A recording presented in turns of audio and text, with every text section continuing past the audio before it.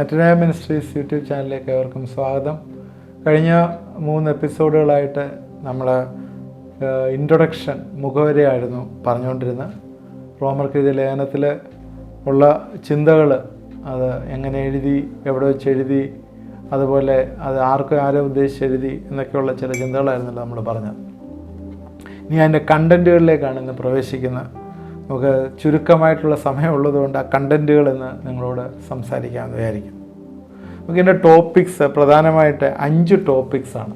നിങ്ങൾ നോട്ടുള്ളവർ നോട്ട് എഴുതിയെടുക്കുക. കാരണം ഞാൻ അത് ചാനലിൽ വെബ്സൈറ്റിൽ അത് പിന്നീട് ഇടാം. തൽക്കാലം നിങ്ങൾ ഇത് നോട്ട്സ് ഉള്ളവർ നോട്ട്സ് എഴുതിയെടുക്കുക.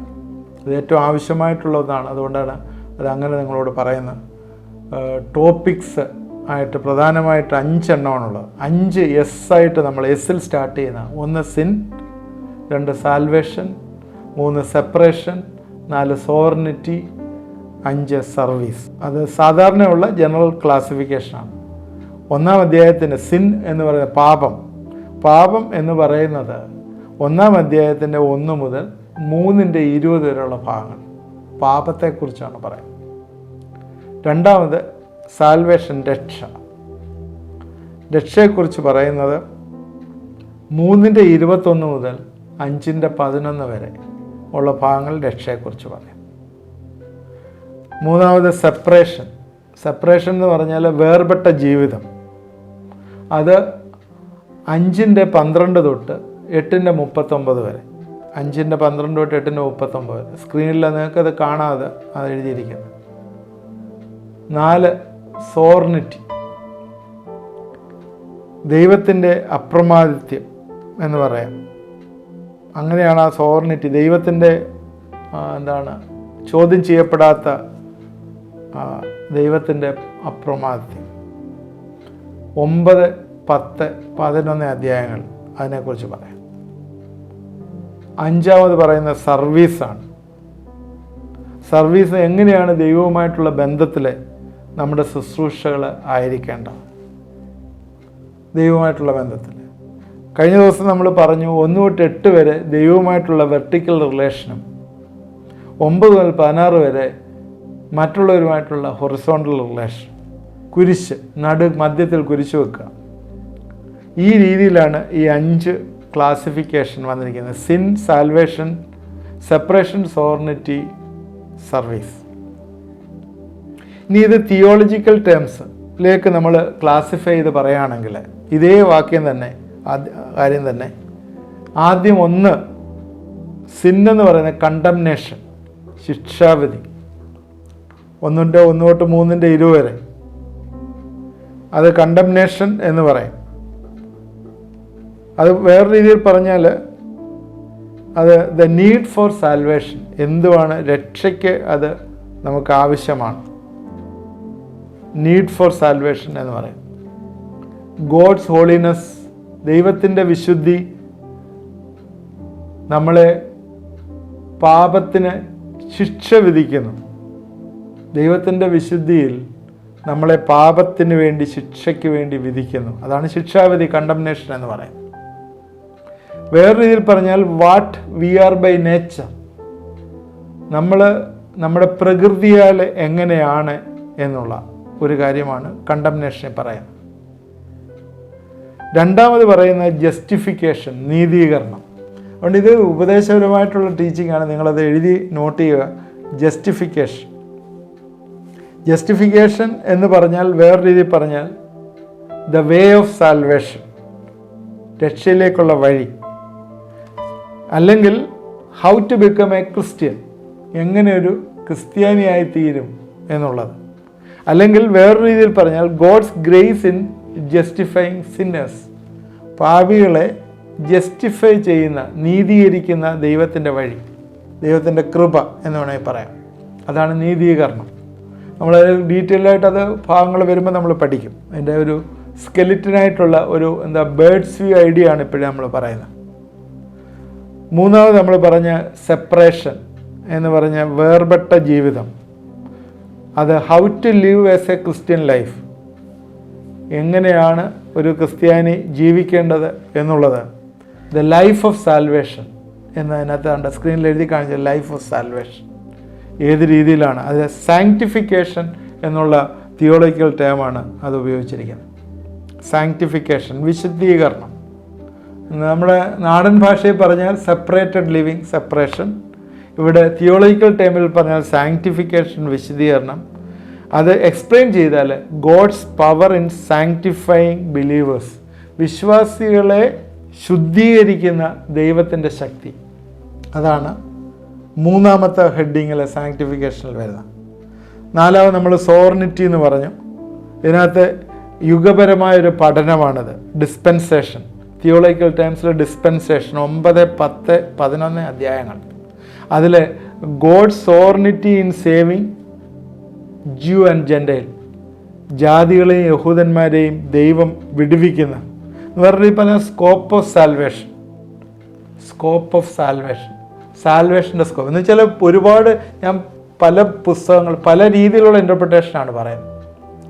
സോവർണിറ്റി എന്ന് പറയുന്നത് തന്നെയാണ്, അതാണ് ഡിസ്പെൻസേഷൻ എന്ന് പറയുന്നത്, അതാണ് God sovereignty in saving Jews and Gentiles എന്ന് പറയുന്നത്. അതിൽ തന്നെ പറയുന്നതാണ് why Israel is set aside, ഇസ്രായേലിനെ എന്തുകൊണ്ടാണ് ദൈവം മാറ്റി വെച്ചിരിക്കുന്നത്. നമ്മളത് 9, 10, 11 അധ്യായങ്ങൾ പഠിക്കുമ്പോഴേ നമ്മൾ മനസ്സിലാവും ഇസ്രായേലിനെ എന്തിനാണ് മാറ്റി വെച്ചിരിക്കുന്നത്. അത് വേറെ രീതിയിൽ പറഞ്ഞാൽ സ്കോപ്പ് ഓഫ് സാൽവേഷൻ, സാൽവേഷൻ ജെൻറ്റൈൽസിലേക്ക് എക്സ്റ്റെൻഡ് ചെയ്തിരിക്കുന്ന അത് ഡിസ്പെൻസേഷൻ എന്ന് പറയും. അഞ്ചാമത് സർവീസ് എന്ന് പറഞ്ഞ ഭാഗത്ത് നമ്മൾ ആദ്യം പറഞ്ഞ് ഇവിടെ വരുമ്പോഴത്തേക്ക് അത് ഗ്ലോറിഫിക്കേഷൻ, മഹത്വീകരണമായി മാറും. ഗ്ലോറിഫിക്കേഷൻ, മഹത്വീകരണം. God's glory, that is the object of service. ദൈവത്തിൻ്റെ മഹത്വമാണ് നമ്മുടെ സർവീസിൻ്റെ ഒബ്ജക്റ്റ്. ഏത് രീതിയിൽ നമ്മൾ സെർവ് ചെയ്യണം, ദൈവത്തെ സെർവ് ചെയ്യണം. വേറെ രീതിയിൽ പറഞ്ഞാൽ സർവീസ് ഓഫ് സാൽവേഷൻ, രക്ഷ വന്നതിന് ശേഷമുള്ള സർവീസ്. ഇനി ഈ പറഞ്ഞ ഈ കാര്യങ്ങൾ, the need of salvation, the way of salvation, the life of salvation, scope of salvation, service of salvation, ഇതെല്ലാം രക്ഷയ്ക്കുള്ള മാർഗങ്ങളും അതിനുള്ള വഴികളുമാണ്. ഇതിനകത്ത് നമ്മൾ പഠിക്കുന്ന കാര്യം ചുരുക്കമായിട്ട് പെട്ടെന്ന് നമ്മൾ ഓടിച്ചു പറഞ്ഞാൽ 3 പാർട്ടായിട്ട് നമ്മളെ ഇതിനെ ഡിവൈഡ് ചെയ്യാം. ഒന്ന്, ദൈവത്തിൻ്റെ നീതിയുമായിട്ട് ബന്ധപ്പെട്ടുള്ള 3 പാർട്ട്, ദൈവത്തിൻ്റെ നീതിയുമായിട്ട് റിലേറ്റ് ചെയ്ത 3 പാർട്ട്. അതും സ്ക്രീനിൽ നിങ്ങൾക്ക് എഴുതി കാണിക്കുന്നുണ്ട്. The revelation of God's righteousness of God, ദൈവത്തിൻ്റെ നീതി വെളിപ്പെടുന്നു. 1:1 തൊട്ട് 8:39 വരെയുള്ള വാക്യങ്ങൾ. രണ്ടാമത് the vindication of righteousness of God, ദൈവത്തിൻ്റെ നീതി നമുക്ക് ഏത് രീതിയിൽ വിശുദ്ധീകരിച്ച് തരുന്നു എന്നുള്ളത് 9:1 തൊട്ട് 11:36 വരെ കാണും. 3 ആപ്ലിക്കേഷൻ ഓഫ് റൈച്ചസ്നെസ്, ദൈവത്തിൻ്റെ നീതി ഏത് രീതിയിൽ നമ്മൾ പ്രവർത്തിക്കുന്നു. 12:1 തൊട്ട് 16:27 വരെ. അത് വേറൊരു ക്ലാസിഫിക്കേഷനാണ്.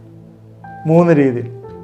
അത് നമ്മൾ സാധാരണ പെട്ടെന്ന് പറയുന്ന ഒരു കാര്യം ഇതാണ്: condemnation, justification, sanctification, dispensation, glorification.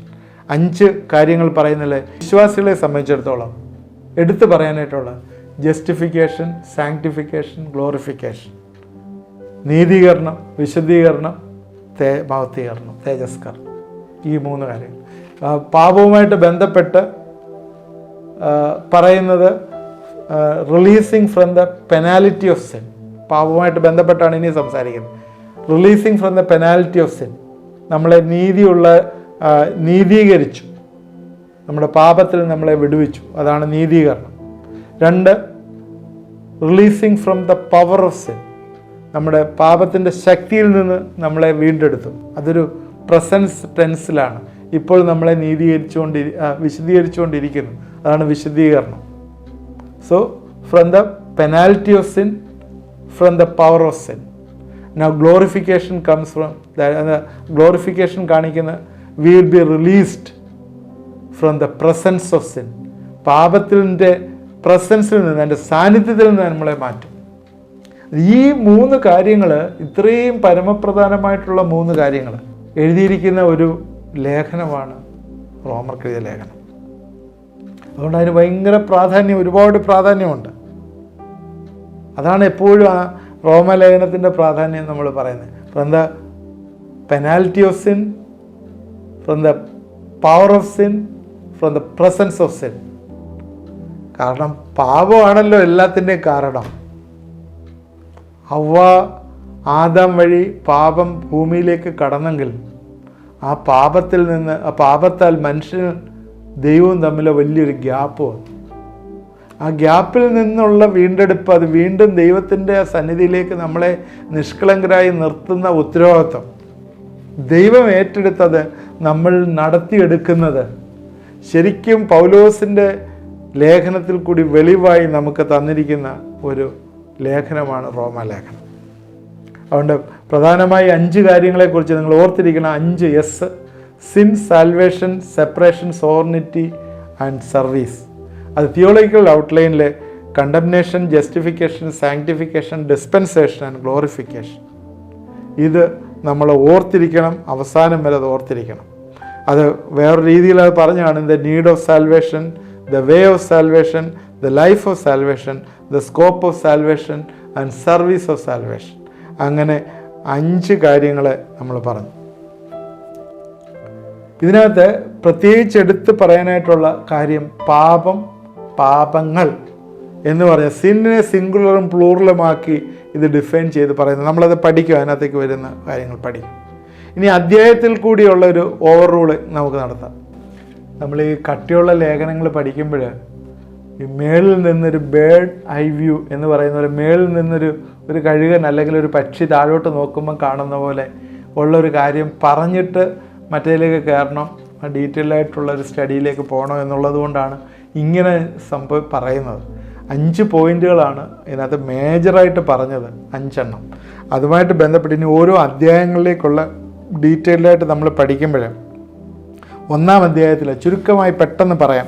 1-ാം അധ്യായത്തിൽ നമ്മൾ കാണുന്നത് ഇൻട്രൊഡക്ഷനും അതിനോട് ശേഷം ഈ വിക്കറ്റ് മാൻ എന്ന് വെച്ചാൽ ദുഷ്പ്രവർത്തി, ദുഷ്ടന്മാരെ എങ്ങനെ ദൈവം ന്യായം വിധിക്കുന്നു എന്നുള്ള കാര്യമാണ് 1-ാം അധ്യായത്തിൽ നമ്മൾ കാണുന്നത്. 2-ാം അധ്യായത്തിലും അതുതന്നെയാണ് കാണുന്നത്. Moral man is lost. അവൻ നഷ്ടപ്പെട്ടു എന്ന് വെച്ചാൽ നീതിപൂർവം ജീവിക്കുന്നവർ നഷ്ടപ്പെട്ടു എന്ന് പറയുന്ന 1 മുതൽ 16 വരെയുള്ള വാക്യങ്ങൾ. അതുപോലെ തന്നെ റിലീജിയസ് മാൻ ഈസ് ലോസ്റ്റ്, അതും അതിൽ തന്നെ പറയുന്നുണ്ട്. യഹൂദന്മാരെ സംബന്ധിച്ചിടത്തോളമാണ് റിലീജിയസ് മാൻ എന്ന് പറയുന്നത്. അവർ നഷ്ടപ്പെട്ടതായിട്ട് 17 തൊട്ട് 2-ാം അധ്യായത്തിൻ്റെ 17 തൊട്ട് 29 വാക്യങ്ങൾ പറയുന്നു. 3-ാം അധ്യായത്തിൽ ഇത് തന്നെ വീണ്ടും റിപ്പീറ്റ് ചെയ്യുന്നു. ഒരു മനുഷ്യനും നീതിയുള്ളവരില്ല, യഹൂദന്മാരും എല്ലാവരും തന്നെ ദൈവത്തിൻ്റെ ശിക്ഷാവിധിക്ക് യോഗ്യരാണ് എന്നുള്ളത് 3-ാം അധ്യായത്തിൽ മുഴുവനായിട്ട് പറയുന്നുണ്ട്. 21-ാം വാക്യത്തിലേക്ക് വരുമ്പോൾ ജസ്റ്റിഫിക്കേഷൻ, നീതീകരണത്തെക്കുറിച്ച് പറയുന്ന ഭാഗം വരുന്നുണ്ട്. അത് ഡോക്ട്രിൻ ഓഫ് ജസ്റ്റിഫിക്കേഷൻ, അത് 21 തൊട്ടുള്ള വാക്യങ്ങൾ, 3-ാം അധ്യായത്തിൻ്റെ 21 തൊട്ടുള്ള വാക്യങ്ങൾ പറയുന്നു. നമ്മളത് കൂടുതലായിട്ടും ഇനി അധ്യായങ്ങൾ പഠിക്കുമ്പോൾ നമ്മൾ അതിനെക്കുറിച്ച് കൂടുതലായിട്ട് പറയാം. ഇതൊരു ബേർഡ് ഐ വ്യൂ പോലെ നമ്മളിത് കാണുക. 4-ാം അധ്യായത്തിലും അതുപോലെ വിശ്വാസത്തല നീതീകരിക്കുന്നതിനെക്കുറിച്ച് പറയുന്നുണ്ട്. നീതീകരണം എന്ന് പറയുന്നത് ഓർഡിനൻസ് വഴിയല്ല എന്ന് പറഞ്ഞിട്ട് ഒരു ജയത്തിൻ്റെ, വിശ്വാസത്തിൻ്റെ ഒരു ജയം 13 തൊട്ട് 25 വാക്യങ്ങൾ 4-ാം അധ്യായത്തിൽ പറയുന്നു. 5-ാം അധ്യായത്തിൽ വരുമ്പോഴത്തേക്ക് നീതീകരണത്തിൻ്റെ റിസൾട്ടിനെ കുറിച്ച് പറയുന്നു 5-ാം അധ്യായത്തിൽ. അതുപോലെ നമ്മളെല്ലാവരും തന്നെ ഒന്നുകിൽ ആദാമിലായിരുന്നു, ഇപ്പോൾ ക്രിസ്തുവിലായി എന്ന് 5-ാം അധ്യായത്തിൽ പറയുന്നു. 6-ാം അധ്യായം വരുമ്പോഴത്തേക്ക്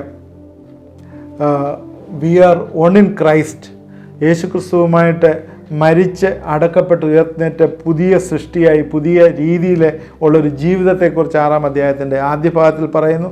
6-ാം അധ്യായത്തിൽ തന്നെ പറയുന്നു നമ്മൾ പാപത്തിന് അടിമപ്പെട്ടിരിക്കുന്നവരല്ല, ഇപ്പോഴേ കർത്താവിൽ പുതിയ മെമ്പേഴ്സാണ് എന്ന് നമ്മൾ പറയുന്നു. 7-ാം അധ്യായത്തിൽ വരുമ്പോഴത്തേക്ക് നമ്മൾ വിശ്വാസിയും ഓൾഡ് ടെസ്റ്റ്മെൻറ്റ് ന്യായപ്രമാണവും തമ്മിലുള്ള ബന്ധം, അതുപോലെ 2 കോൺഫ്ലിക്റ്റുകൾ, 2 നേച്ചറിൻ്റെ, ഓൾഡ് നേച്ചറും പഴയ സ്വഭാവവും പുതിയ സ്വഭാവവും തമ്മിലുള്ള ആ കോൺഫ്ലിക്റ്റിനെ കുറിച്ച് 15 തൊട്ട് 25 വാക്യങ്ങൾ പറയുന്നു. 8-ാം അധ്യായത്തിലേക്ക് വരുമ്പോൾ പെട്ടെന്ന് ഓടിച്ചു പോവാണ്. 8-ാം അധ്യായത്തിൽ വരുമ്പോൾ നമ്മുടെ പുതിയ നിൽപ്പ്, പുതിയ സ്റ്റാൻഡിങ്, നമ്മുടെ പുതിയ ജീവിതം, നമ്മുടെ റിലേഷൻഷിപ്പ്, ബന്ധങ്ങൾ, പുതിയ പ്രത്യാശ, നമ്മുടെ കോൺഫിഡൻസ്, ഇങ്ങനെയുള്ള കാര്യങ്ങളെക്കുറിച്ച് 8-ാം അധ്യായത്തിൽ പറയുന്നു. 9, 10, 11 അധ്യായങ്ങളിലെ ഇസ്രായേലുമായിട്ട് ബന്ധപ്പെട്ട കാര്യങ്ങളാണല്ലോ 7-fold അഡ്വാൻറ്റേജ് ഓഫ് ഇസ്രായേൽ. അതിൻ്റെ ഡീറ്റെയിൽഡ് ആയിട്ടുള്ള കാര്യങ്ങൾ 9-ാം അധ്യായത്തിൽ പറയുന്നു. 10-ാം അധ്യായത്തിൽ ദൈവത്തിൻ്റെ നീതിയെക്കുറിച്ച് പറയുന്നുണ്ട്, റൈച്ചസ്നെസ് ഓഫ് ഗോഡ്. അതുപോലെ മിഷണറി ഔട്ട്റീച്ച്, ദൈവം എങ്ങനെയാണ് മറ്റുള്ള ജാതികളെ അക്സെപ്റ്റ് ചെയ്യാനായിട്ട് അത് തീരുമാനിച്ച കാര്യം പറയുന്നു. 11-ാം അധ്യായത്തിൽ വരുമ്പോഴേ ഇസ്രായേലിൻ്റെ ചെറിയൊരു ശേഷിപ്പിനെക്കുറിച്ചും അതുപോലെ ഇസ്രായേൽ നേഷനായിട്ട് വീണ്ടെടുക്കപ്പെടുന്ന കാര്യവും പറയുന്നു. ഇനി തുടർന്നുള്ള അധ്യായങ്ങളിൽ നമ്മൾ പൗലോസ് വിശ്വാസികളെ സംബന്ധിച്ചിട്ടുള്ള കാര്യങ്ങളെക്കുറിച്ച് പറയുന്നുണ്ട്.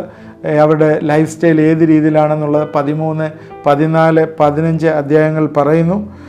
16-ാം അധ്യായത്തിലെ അവസാനത്തെ സല്യൂട്ടേഷനും ബെനഡിക്ഷനും പറയുന്നതായിട്ട് കാണുന്നു. ഞാൻ ഇത്ര ഓടിച്ച് പറഞ്ഞു പോയ കാര്യം എന്താണെന്ന് ചോദിച്ചാൽ, ഈ തുടർന്നുള്ള അധ്യായങ്ങൾ പഠിക്കുമ്പോൾ നമുക്ക് അതിൻ്റെ കൂടുതൽ ഡീറ്റെയിലേക്ക് നമുക്ക് കയറാം. അല്ലെങ്കിൽ നമ്മളിങ്ങനെ പറഞ്ഞുകൊണ്ടിരുന്നാൽ നിങ്ങൾക്ക് ഇതൊരു ഈ സ്റ്റഡി ഒരു ബോറ് പോലെ പലപ്പോഴും തോന്നും. അതുകൊണ്ടാണ് അങ്ങനെ പറഞ്ഞത്. അപ്പോൾ ഇന്നത്തെ സമയം ഇവിടെ അവസാനിച്ചുകൊണ്ട് ഞാനിവിടെ നിർത്തുകയാണ്. തുടർന്ന് നമ്മൾ ഈ ഇൻട്രൊഡക്ഷൻ ഒരു എപ്പിസോഡും കൂടെ ഉണ്ട്, അതുകൂടെ കഴിഞ്ഞിട്ട് നമ്മുടെ ഇൻട്രൊഡക്ഷൻ അവസാനിക്കുകയുള്ളൂ. കാരണം എന്താണെന്ന് വെച്ചാൽ ഇത്രയും ഡീറ്റെയിൽഡായിട്ട് പറയുന്നത് നമ്മൾ ഇത് പഠിക്കുന്നത് സീരിയസ് ആയിട്ട് പഠിക്കാൻ വേണ്ടിയാണ് പറയുന്നത്. ഈ ശിക്ഷാവിധി, നീതീകരണം, വിശുദ്ധീകരണം, അതുപോലെ യുഗപരമായ പഠനം, മഹത്വീകരണം, ഇതൊക്കെ ഏറ്റവും പ്രധാനപ്പെട്ടാണ്, ക്രിസ്തീയ ജീവിതത്തിൽ ഏറ്റവും പ്രധാനപ്പെട്ടാണ്. ഇന്ന് പല ആളുകളും ചോദിക്കുന്ന പല ചോദ്യങ്ങൾക്ക് ഉത്തരം ഇതിൽ നമുക്ക് കാണാം. തുടർന്ന് നമ്മൾ ഇത് വാച്ച് ചെയ്യണം. നമുക്ക് പ്രാർത്ഥിക്കാനുള്ള സമയമാണ്. നമുക്ക് പ്രാർത്ഥിക്കാം. ദൈവമായ കർത്താവേ, ഇത് കണ്ടുകൊണ്ടിരുന്ന എല്ലാവരെയും അനുഗ്രഹിക്കണമേ എന്ന് പ്രാർത്ഥിക്കുന്നു. കർത്താവേ, ഞങ്ങൾ ഈ തിയോളജിക്കലായിട്ട് അല്ലെങ്കിൽ കർത്താവ് ടോപ്പിക്കലായിട്ട് ഈ റോമർക്കെഴുതിയ ലേഖനം പഠിക്കുമ്പോഴേ കർത്താവിൻ്റെ ആത്മാവ് ക്ലിയറാക്കി തരണമേ, ഓരോ വിഷയങ്ങളെക്കുറിച്ച് ഞങ്ങൾക്ക് ക്ലിയറാക്കി തരണമേ എന്ന് പ്രാർത്ഥിക്കുന്നു. ഇന്നും കർത്താവെ ഇത് മനസ്സിലാകാതെ ഇരിക്കുന്ന വിശ്വാസികൾ ഒരുപാട് പേരുണ്ട്. കർത്താവെ, പലരും കർത്താവെ പെരിഫറിയിൽ നിന്ന്, പുറമേ നിന്ന് പല കാര്യങ്ങളും മനസ്സിലാക്കുന്നു. ആരെങ്കിലും പറയുന്നത് മനസ്സിലാക്കുന്നു. എന്നാൽ ദൈവം എന്ത് പറയുന്നു എന്ന് മനസ്സിലാക്കി ജീവിപ്പാനായിട്ട് ഈ ദിവസങ്ങൾ കർത്താവെ ഞങ്ങളെ സഹായിക്കുക, ഇടവരുത്തുകയും ചെയ്യണമെന്ന് പ്രാർത്ഥിക്കുന്നു. പ്രത്യേകിച്ച് ഞങ്ങൾ ഇവരെ ഏൽപ്പിച്ച് പ്രാർത്ഥിക്കുന്നു. ഇന്ന് എന്നോട് ചേർന്ന് പ്രാർത്ഥിക്കുന്ന എല്ലാവരെയും അനുഗ്രഹിക്കണമേ എന്ന് പ്രാർത്ഥിക്കുന്നു. ഒരുപാട് പ്രയാസങ്ങൾ കൂടി കടന്നു പോകുന്നവരുണ്ട് കർത്താവെ. പ്രത്യേകിച്ച് സാമ്പത്തികമായിട്ടുള്ള വലിയ പിരിമുറുക്കത്തിൽ കർത്താവെ ഇരിക്കുന്ന ചില വ്യക്തികൾ എന്നെ കാണുകയും ഇത് ശ്രദ്ധിക്കുകയും ചെയ്യുന്നു. യേശുവിൻ്റെ നാമത്തിൽ ഞാൻ അനുഗ്രഹിച്ച് പ്രാർത്ഥിക്കുന്നു. ദൈവമേ, വലിയ വിടുതലുകൾ ഈ ദിവസങ്ങളിൽ അയക്കണമേ എന്ന് പ്രാർത്ഥിക്കുന്നു. എല്ലാ സാമ്പത്തികമായിട്ടുള്ള പ്രയാസങ്ങളിൽ നിന്നും വിടുവിക്കണമേ. കുഞ്ഞുങ്ങളുടെ കർത്താവെ ഫീസ് കെട്ടുന്നതുമായിട്ട് ബന്ധപ്പെട്ട ചില പ്രയാസങ്ങൾ കൂടി കടന്നു പോകുന്ന ചില ആളുകൾ യേശുവിൻ്റെ നാമത്തിൽ നിങ്ങൾ അറിയാത്ത വഴികളിൽ നിന്ന് ദൈവം നിങ്ങൾക്ക് വഴികൾ ഒരുക്കി തരട്ടെ എന്ന് പ്രാർത്ഥിക്കുന്നു. എന്നോട് ചേർന്ന് പ്രാർത്ഥിക്കുമോ? ദൈവം വലിയ നന്മകൾ, അനുഗ്രഹങ്ങൾ ഈ ദിവസങ്ങളിൽ നിങ്ങളുടെ ജീവിതത്തിൽ കൊണ്ടുവരും എന്ന് പൂർണ്ണമായിട്ട് വിശ്വസിക്കുന്നു. കർത്താവെ, ഞങ്ങളെ ഏൽപ്പിക്കുന്നു. അനുഗ്രഹിക്കുകയും സഹായിക്കുകയും ചെയ്യണം. കർത്താവെ, കേട്ടുകൊണ്ടിരുന്ന എല്ലാവരെയും അനുഗ്രഹിക്കണം. തുടർന്നും കർത്താവെ ഇത് വാച്ച് ചെയ്യാനുള്ള കൃപ കൊടുക്കുകയും സഹായിക്കുകയും ചെയ്യണം. യേശു ക്രിസ്തുവിൻ്റെ നാമത്തിൽ പ്രാർത്ഥിക്കുന്നു. കേൾക്കുമാറാണമേ. ആമേൻ. ഇത് കണ്ടുകൊണ്ടിരുന്ന എല്ലാവരും ദൈവം അനുഗ്രഹിക്കട്ടെ. തുടർന്ന് ആ പ്രെയർ ലൈനിൽ നിങ്ങളുടെ പ്രെയർ റിക്വസ്റ്റ് അയച്ചു തന്നാൽ നിങ്ങൾക്ക് വേണ്ടി പ്രാർത്ഥിക്കുന്നതാണ്. ഇത് ആദ്യമായിട്ട് കാണുന്നവർ സബ്സ്ക്രൈബ് ചെയ്യണം. നിങ്ങളുടെ ഫ്രണ്ട്സിന് ഇത് ഷെയർ ചെയ്ത് കൊടുക്കുക. എന്തെങ്കിലും കമൻറ്റ് ഉണ്ടെങ്കിൽ കമൻറ്റ് ബോക്സിൽ ഇടുക. നിങ്ങൾക്ക് ഡയറക്റ്റായിട്ട് ആ നമ്പറിൽ വിളിച്ച് നിങ്ങൾക്ക് വിവരങ്ങൾ അറിയിക്കാവുന്നതാണ്. ദൈവം നമ്മളെ എല്ലാവരെയും അനുഗ്രഹിക്കട്ടെ.